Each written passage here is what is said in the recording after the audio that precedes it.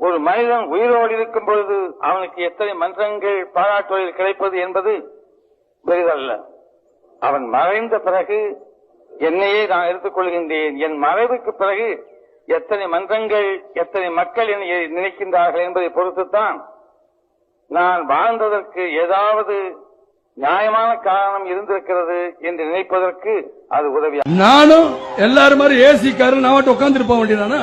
நான் நடிச்சுட்டு போறேன், முதல்ல சம்பளம் கூட வாங்கிருக்கலாம், இப்ப குறைச்சு வாங்கிட்டு போறேன். ஆக பணம் தானே, அதை வாங்கிட்டு நான் உட்கார்ந்து இருக்கலாமே.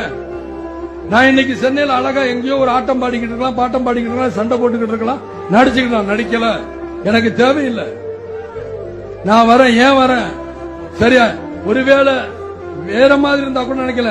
அரசியல்லாம் நமக்கு எதுக்குங்க? நாம பாட்டுக்கு நடிச்சோமா, நாலு காசு பார்த்தோமான்னு இருக்கலாம் தான் ஆரம்பத்துல நானும் நினைச்சேன். ஆனா நாம மட்டும் நல்லா இருக்கணும்னு நினைக்கிறது சுயநலம் இல்லையா? நம்மள வாழ வச்ச இந்த மக்களுக்காக நாம் எதுவும் செய்யாம இருக்கிறது நல்ல விசுவாசமா இருக்குமா? ஒரு லெவலுக்கு மேல காசு சேர்த்து என்ன செய்ய போறோம்? இப்படி எல்லா கேள்விகளுக்கும் ஒட்டுமொத்தமா ஒரு விடையை கண்டுபிடிக்க யோசிச்சப்பதான் அரசியல்